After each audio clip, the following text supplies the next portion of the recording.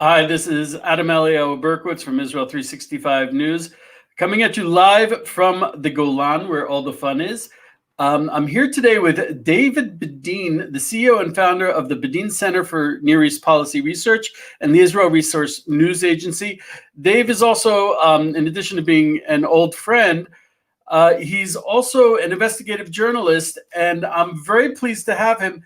He's presenting us with one of the most important issues in Israel, something that we desperately need to know more about, and something that very few people talk about. There was recently a report. David is the one who actually gets the Palestinian school books and goes into them more than no one else does. It's crazy. And he's the one who points at them and says, look, guys, we're not going to have peace until you stop teaching your kids this. And I think this is massively important, getting more important, because in the last 20 years, what I've seen is the violence continues, but it's with younger people. The Palestinians who are perpetrating the violence are getting younger. This is what we call the Oslo generation, and they're the result of this education. And if it doesn't stop, it's going to get worse. So, David, there was recently an article. I'd rather you presented it. Just to give you an idea, the headline in the Jerusalem Post was the UNRWA, which is from the UN, in air quotes, mistakenly gave Palestinian kids textbooks calling for jihad. And when I asked you about this, you said you wouldn't even put it in air quotes. There was nothing accidental about it. So could you tell me a little bit about what happened there? It's very simple. UNRWA, the United Nations Relief and Works Agency, which gets money from 47 nations, not from the United Nations, incidentally, and has imposed the new curriculum of the Palestinian Authority on the people in the refugee camps in Judea, Samaria, Jerusalem, and the Golan. Now, we're talking about 321,000 children learning the art of making war against the Jews. Now, it used to be, I've been involved with this subject professionally for 33 years, but actually for 50 years since I first came to Israel. My first month in Israel 50 years ago, I went to see a refugee camp because a rabbi had said to me, after the 6-Day War, the refugees are in our control. We have to do something about it and get these people permanently settled. And what I kept hearing was that they're great for cheap labor. And I went into a refugee camp, and again, we don't only take the school books, we do hands-on. And now we produced 24 films on our website, which you can take a look at, our new comprehensive website, UNRWAmonitor.com. And we go into the schools. We have a staff, an Arab staff, who films for us. We have an intelligence people from Israeli intelligence who translate everything that we see. And by the way, we have to say to our friends who are in the liberal world, they say, why don't you show what they say for peace? I often say I don't work for Walt Disney, therefore I can't show what's fiction. And if there was a book for peace, we would put it out. So that some people on the right get upset with me. Excuse me, I stay with the facts. And what was publicized this week, that was an accidental situation that UNRWA took credit for these school books. Now, what's very important to understand, we use the expression in social work, my real field, that an immoral adversary makes stupid mistakes. Now, they made a dumb mistake here, because over the years, UNRWA had said to the donor countries, we're forced to use these school books because the Palestinian Authority is like the host entity. We have to use the school books. What are we going to do? This time, what we found in the last 6 months, and a few organizations discovered, we're not the only organization looking at the Palestinian school books. We discovered that for the corona situation and the emergency schools, they had republished the Palestinian Authority school books under the logo UNRWA. So there goes their excuse. Here it is. And then when the UNRWA spokesperson in New York was asked about it, she said, it was a mistake. Now, in my generation, there was a play called, we didn't know the gun was loaded. Now, what's very important is that what we have discovered, you can see it on our site, you can see all our work. It's all our films and all the translations. We've gone through 1,100 school books. 500 of the books are sitting here at Beta Grown in my office. We've set up a new website, with all the PA school books, so anyone who knows Arabic can see them. The head of the United Nations, his assistant, said to him, We can't get the school books. UNRWA won't give it to them. So we gave it to them because the United Nations doesn't give any money. Now, it's very important to understand who are the people who are giving the big money to UNRWA these days. Well, yes, Saudi Arabia. Yes, the United Arab Emirates, which has a peace deal with Israel, which forbids any connection with incitement. So what's very important, and we have to hold them to this, because yes, we've been doing good business with the United Arab Emirates. Everyone knows that. But what about holding them to the agreement? And then there's the other big factor, which is now the leading factor giving money to UNRWA, which is Germany.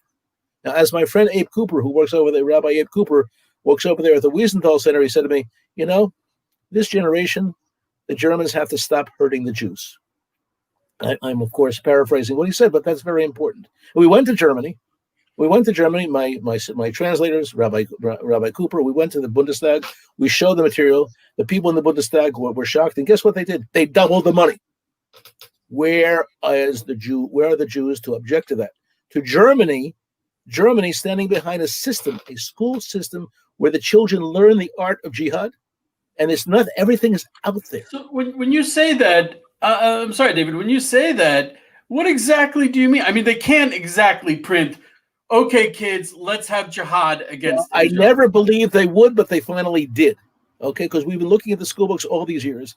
And finally, last year, a new school book for the third grade where the children sing a song, are instructed to sing a song, and you'll see it on our site. It's easy to see. The song, "We Shall Liberate Palestine and Exterminate All Those Who Live There." And not only is it a poem, it became a popular song, and we found it through the YouTube on 50 different schools teaching it. The kids begin their day doing that. Now, at the beginning of this, you said third grade? Third grade, that's correct. That's good. I don't know why they missed the first two, but I'm sorry, teaching third graders about exterminating people? That's... Yeah. You got to start. Eliel, let me tell you a personal anecdote. I am an EMT here in Eastern Jerusalem, and I was called to an emergency in one of the local schools, the Arab schools over here. And I get into the classroom where the victim is lying on the floor. And after I was done treating him, I looked up at the board to see what was on the board, and I was shocked to see that it had a picture on one side of the Al-Aqsa Mosque, and on the other side, it had a broken down picture of an AK-47 Kalashnikov and how to break it into its parts. That was in Eastern Jerusalem in an Arab school. I can't remember if it's a state school or if it's a Palestinian Authority school. If it isn't, oh, forgive me for disrupting, there are 26 schools in Jerusalem run by UNRWA. And the prime funder is the United Arab Emirates, with whom Israel has a peace treaty. The people listening to this program who are so thrilled with what Israel's doing with the UAE, open your mouths in a respectful way to the United Arab Emirates. You can find their address at the United Nations. They're all over the place, very high profile. And anyone who's doing business with the UAE, you got to bring this up to them. Very important. There are 26 schools, and amazing, of course, that you've had this personal experience of seeing it. When you're seeing is believing. So I didn't believe. Look, I started doing this project, right, to see what a future Palestinian Arab state would be like. I started doing this project with Arabs who were helping me. The Arabs who were helping me, we're talking 40 years ago, each who were favoring some kind of a reconciliation, were each murdered by the PLO, the Palestine Liberation Organization. There's a whole generation that forgets that the PLO was nurtured by the Israeli government as opposed to the moderates who we could have done a peace with. Now we're paying the consequences. And the silence, I had the opportunity when I was 17 to meet Elie Wiesel. What a wonderful man. He came to our high school. It was during the 6-Day War. And he was talking about his book, The Jews of Silence. And he says, the Jews of silence and the Jews who are silent. And the Jews who are silent are the Jews in the Galut. And today, the silence of Jews in the state of Israel, not object because, well, we have this kiviyachol, this seeming peace since the Oslo process, and things are quiet because the IDF does what it needs to get the killers. But what Adam began with today, which is extremely important, they're getting much younger. And by the way, I'm going to say something which is going to surprise you. I don't see hatred. I see children being trained to kill, and that's a different skill. It's Absolutely, I agree. I absolutely agree. Different skill completely. Different skill completely. And it's not hate education. If it's hate education, I'm a social worker. I would get 30 social workers, Arab social workers, 30 Jewish social workers, so 30 social workers from kryptonite. I don't any kind. I mean, even the examples you gave. If someone says, let's go out and do jihad, it's a mission. It's not like the language of hatred of, oh, he's a horrible person. It's jihad. It's conquer our land. Now, one thing, Elio, two things. First of all, for those people that are listening from the United States, we have many listeners in the United States that are firm believers of the First Amendment and the freedom of speech, which of course is being trampled on as we speak by the big tech that has censored us and many other platforms. But even within the framework of freedom of speech, one can speak things that are hateful, but to implement them is the problem, right? Saying that you hate these people, that's one thing, but showing, an AK-47, showing the plans of how you should implement that hate, that is definitely against any constitutional or otherwise law that would be on the books. Josh, the reason this is so important, you're mentioning it now, and the reason the date that we're talking 2 days before President Biden is inaugurated as president, we were able to get these school books through Hashgacha Pratit. That's like what we call divine providence. I got them directly to Bush. That's a Freudian error to Trump, and Trump did something with them. He made it into an obsession to cut the funding from the U.S. Now there's going to be that's the thing. That's the thing is that his reactions were based on what was real and on the ground, not on some kind of dogmatic school of thought. Of conventional wisdom of what they do in Washington.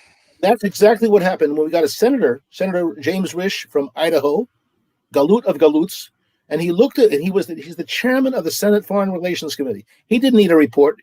He looked at the books. He says, this is not what should be taught in schools. And he initiated this. James Risch, I think I was the first kippah to ever walk into his office. The people had heart attacks. They don't have many kippahs walking in from Idaho. But I walked in, I showed it, and he initiated the GAO report, the Government Accounting Office report, which proved that there is no peace education program going on because the gremlins who try to promote UNRWA said, oh, they also have peace education. Well, this was fake news. And what's important now, and this is for the American audience very especially, because the American audience you're going to be overwhelmed with people with crocodile tears that the people in UNRWA need funding, need support, everything. And now you know what the truth is. No Jewish organization is pushing this issue. They're all embarrassed to. Yeah. That's part of the issue. I'm not embarrassed to. You must, and don't think it's because they're lefties. Not because they're lefties, because UNRWA takes the little kids, and you look on the UNRWA website, you want to give them money. Because you see all these kids, all these fresh, wholesome children, but 321,000 children learning the art of murder. And I'll tell you something. I'm not I'm a hardworking, systematic, scientifically, I do scientific work. I never thought in my life that that's what I would be saying, but that's what it is, and what you need to do because they do such a good sales job. The President of the United States and the United States Congress are going to be overwhelmed.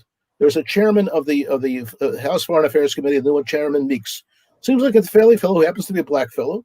And what they've done has been to try to promote the Arabs in the refugee camps as the new civil rights movement. Yeah, that's how they're promoting it. Now, don't just get angry, get even.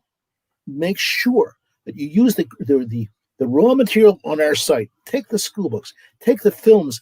Take short pieces because everything is done very, very nicely there in such a way you can take it and pull it. We purposely have on our copy where we say, please use this material. Please steal it and use it and what we can do. And everyone here who's listening to this program, you can organize Zoom conferences with our experts who have translated the books and who have been in the schools and who have filmed. And we have Arabs who are ready to go on the record on Zooms and talk about it. God bless them. That's hard. Also, it's a win-win situation for the Arabs.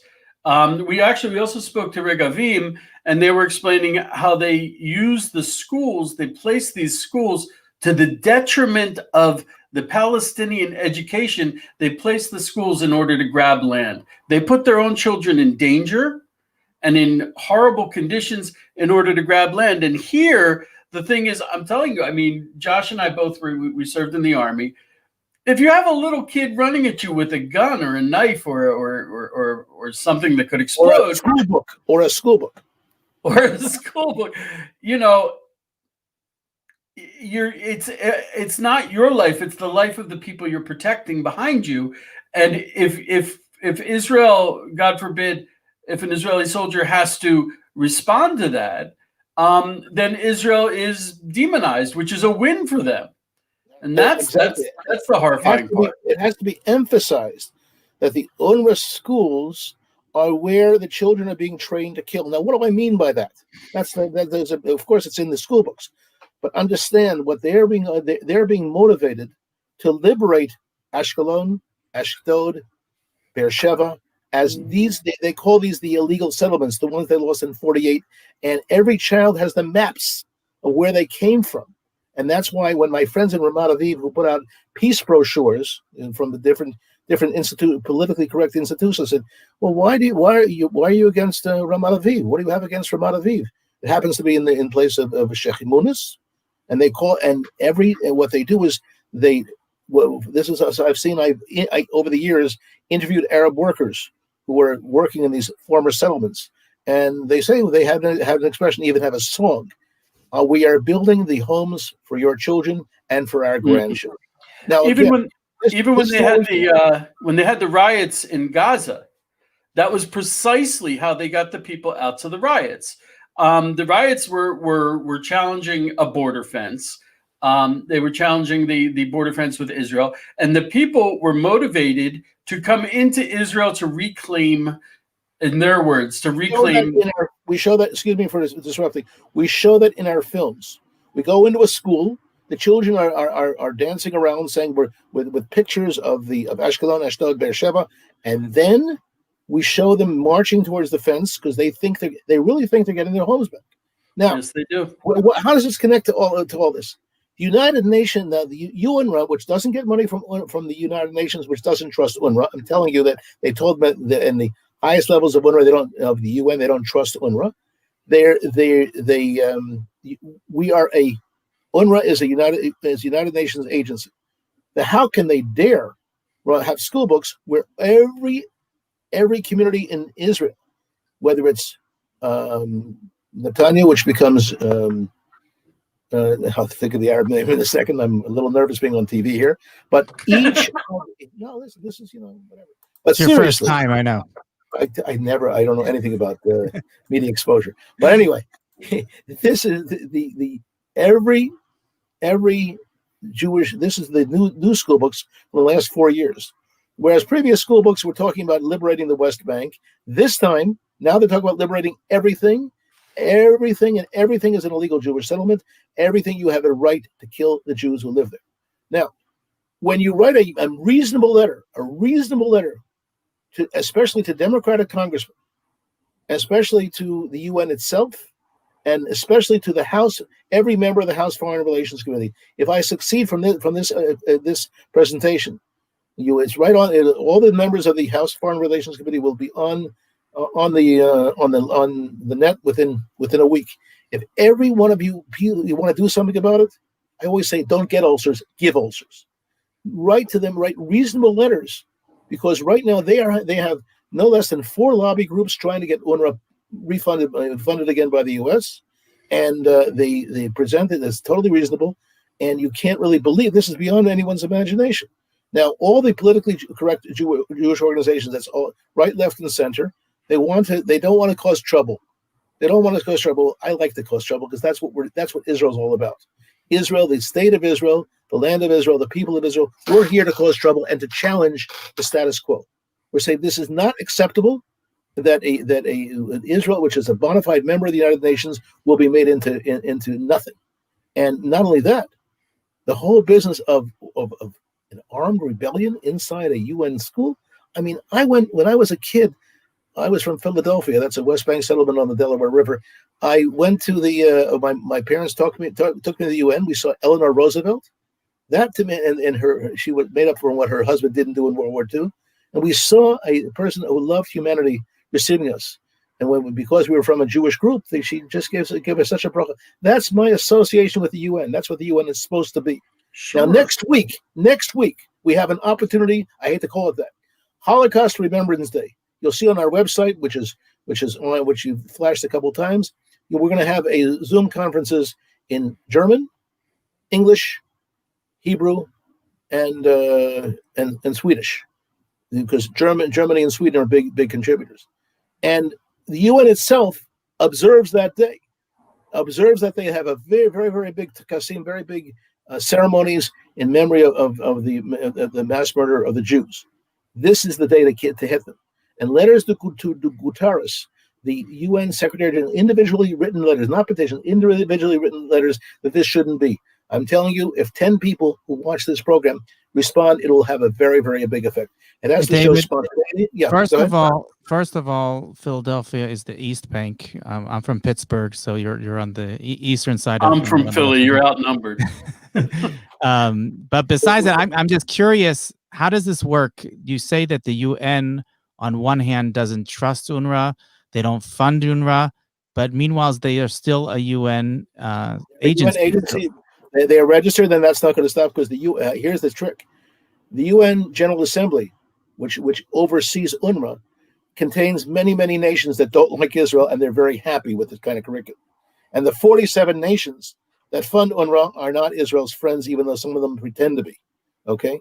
Now, it's the kind of thing that I learn in social work. Sometimes you have a system that you can't change. You can't change that. You can't put in the United Nations, the United Nations, the other organization that deals with UNRWA, with refugees, UNHCR, the United Nations High Commission for Refugees. You can't put them in the place because you won't allow it. But the donor nations could ask UNRWA to act like UNHCR and rehabilitate the refugees. There's a man in Israel named Mordechai Ben Porat. He's now 98 and a half. Amazing guy. He created a project to resettle the Arab refugees from the refugee camps in a dignified position, in a dignified way. This kind of idea, and it's on our site, you'll see it. We're in touch with Mordechai Ben Porat. He's, as I say, a young 98 and a half. These guys, there is a way to solve this, and it doesn't have to be through violence. Through resettlement, it can be. And since my grandmother asked me to do things: don't join a Jewish organization and don't marry a shiksa. So I'm trying to do those things in my life. I'm not part of any Jewish organization. What I can say is spontaneous response from the people watching this program to say this is not acceptable. I'm telling you, it's the easiest thing. It used to be very hard. Easiest thing to write a personal letter to Congress people, and easiest thing to write to the UN. And again, to the top, they don't know what's going on, because when you have a PR machine, and I know one of the PR agencies working for UNRWA, these guys know what they're doing. They know how to. And we have on one of our films, we have the UNRWA singer called Muhammad Asaf singing songs about liberating Palestine, while you have clips of dead children in the background. You don't get better than that. They know this is look, from my point of view as a social work professional, this is child abuse, and use terms like that, child abuse. And we used to say in social work, when you give someone an inappropriate piece of help, like, what are they saying? Oh, the reason why you're in decrepit conditions is because you're going back to Ashkelon. And if the worse it is for you, the better it is for your future. So they say you're going back to your homes. The homes are waiting for you. We're talking about 565 non-existent villages, but UNRWA, using techniques of modern public relations, convinces the children there that that's where they're going back to. You know, you touched on something that actually I think is very important for people to understand. When I was growing up, every Halloween we would go around with UNICEF collecting for UNICEF on the Halloween, and the UN was like the moral sense of the world. And then when you look at the history of the UNRWA, you said there's the UN section that deals with refugees, and then there's UNRWA. UNRWA was established specifically and solely for Palestinians. The definition of a refugee is different for Palestinians than for any other people in the world. The UN defines refugees as someone who was forced to leave their homeland due to political or violence. And it ends with that, the person who was forced to flee. Whereas the UNRWA, they define it as any Palestinian or a descendant of a Palestinian. So the whole purpose of UNRWA, when you look at it, is not even to help these people. Everything about them is intended to continue the conflict. If they defined a refugee as only a person who was forced to flee, then that person, then the conflict would end with the people after they're resettled or after they're helped. But UNRWA is designed to continue the conflict ad infinitum, and it's that's what they do. And here we see that they're actually living up to it with these books. They're actually calling for jihad with little kids. They're not talking about. I think we should also, and myself included, we have to stop using the word conflict. It's a war. Now, this book here, you can get through Amazon, the book that we wrote, Roadblock to Peace, How the UN Perpetuates the Arab-Israeli Conflict. Exactly. Policies, reconsider. You can get this through Amazon, and if they run out of copies, we're getting them more copies because they did run out of copies. So last week we got them more. We supplied Amazon with more copies. But we try to be we keep it at the facts. And in this book, we show 50 young people from who were killed from the UNRWA camps, what happened to them, and how they became heroes of UNRWA. It's hard to believe an UN agency and what is this on the type? This is about 100 feet from Rachel's tomb, Kever Rachel. This is next to UNRWA headquarters at the Ida refugee camp in Bethlehem. You see the key on top that represents the key for the right of return, and this is the keyhole. And that every child on the way to school go through that singing songs about redeeming Palestine. And they're not talking about Judea, Samaria, Gaza. They're talking about the places they came from in 48. And the big change in children, when I was a youngster, 20 years, I came to Israel. When I came at the age of 20, and I would walk into a refugee camp, and the child would say, I said, where are you from? He says, I'm from Yaffo. Now I'm from Yaffo, and I'm going to kill every Jew in Yaffo. Oh, a little bit of a difference. And that's what they're learning. And all it takes is 2% of the 321,000 children learning this, becoming terrorists, becoming killers. Guess what that'll do for Israel? And that's the name that we opened the office December 1st, 1987, because we saw them organizing. And December 8th, 1987 is when the first Intifada began, based in the refugee camps. When the typical Islamic response to people that speak about the calling of jihad is that jihad is not only a physical war, but it is also a spiritual war with oneself, that one is internally trying to be at war with their evil inclination, their evil side. That was Rashida Tlaib. She came up with that line when she got called. This is way before she was even born. Okay, but she got caught calling for jihad at some Islamic no, I'm sorry, not Rashida Tlaib. Linda Sarsour. She got caught calling for jihad. And people are like, you can't call for jihad in public. It's America. That's incitement, which is a hot button issue these days. It has a double meaning. That's the point. Well, that was precisely her response. Oh no, I'm calling for a cultural rejection and resistance jihad to bad ideas. And every single person who knew anything about Islam just looked at her and was like, "Come on, who are you trying to kid?"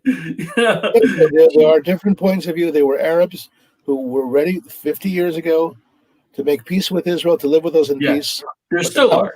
There still are. The Liberation Organization was empowered to do exactly the opposite. And they are still, by the way, many sections of the PLO are illegal according to American law. And the reason why Jimmy Carter did not recognize the PLO, not because he didn't want to when he was president, was enough people held his feet to the fire and said, you want to recognize them? They first have to denounce terrorism, recognize 242, recognize Israel, etc. And you can do the same thing with Biden. I've just written a major piece for the Jerusalem Report. What does Biden owe his Jewish constituency? And you'll see it on my site. The point is, one of them is to make sure make sure that Biden goes according to the American law, which many presidents have been neglecting, that forbid the U.S. from dealing with the PLO so long as they're advocating terror. Now, this is not politically correct because these guys, by the way, the other way they charm people is by making good business deals. And the fact that the United Arab Emirates, I know it's very politically incorrect to criticize the people who are giving you business, but the United Arab Emirates, this is the people who have the people who have now made a strong peace with Israel. They signed an unprecedented peace accord with Israel in September, which the PLO didn't sign, Jordan didn't sign, Egypt, but they did. And what it say? Any instance of incitement against Israel, they have to fight. So instead, what's going on? UNRWA made them in charge of the donor countries. Excuse me? There's a problem here. And anyone doing business who's enticed to do business with the UAE has to say, well, it's nice to do business with you. We got a problem with people who support an entity that promotes the murder of Jews. We just have a problem with that. And by the way, someone just sent a short note on the note here that's coming through your feed. Someone says they shouldn't be teaching them to kill to hate people. No, there's not. I don't see the hatred. I did see the hatred when we produced some films, our first films 30 years ago. But the children are not being taught to hate. They're being taught to kill. And it's much more serious.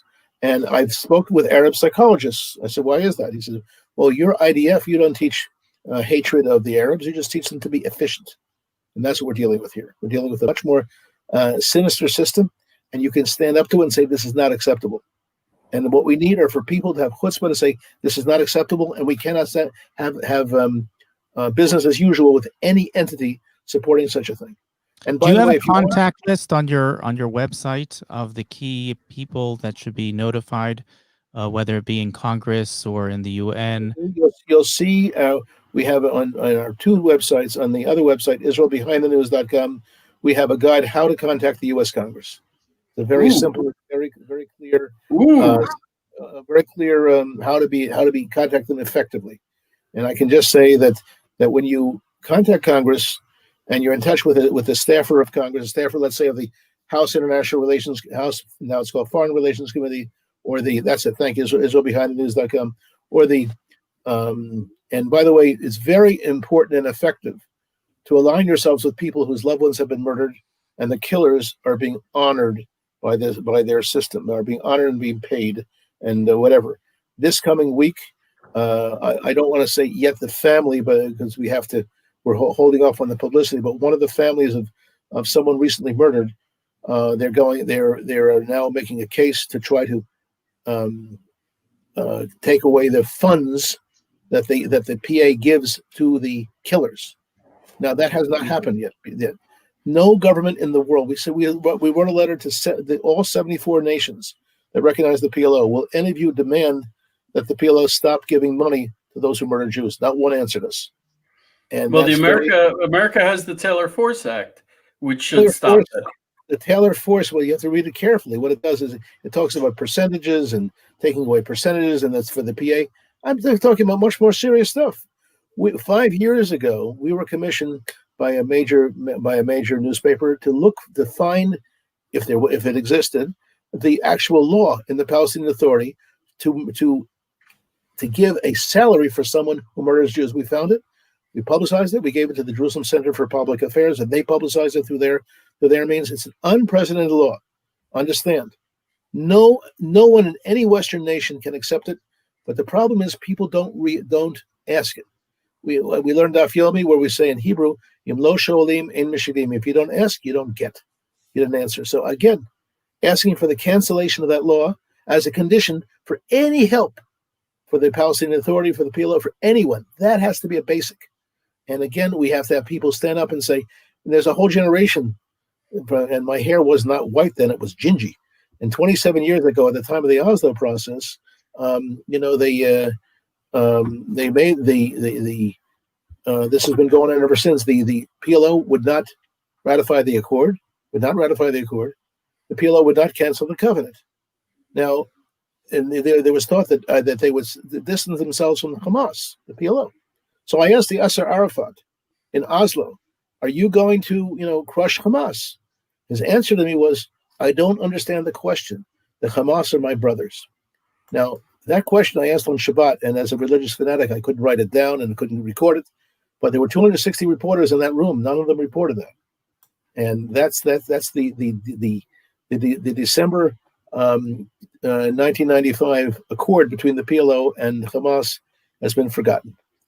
All I can say is the PLO, we also were able to document for the U.S. Congress and for parliaments around the world that support UNRWA, that UNRWA, the UNRWA Workers Union and the UNRWA Teachers Union were taken over by Hamas, which is defined by just about every Western country as a terrorist organization. Very important, but it's put to the side because everyone has in their minds, if we improve their economy, in other words, if we make some money from them too, excuse me for being a little cynical, but then everything will be okay. Well, it's not okay.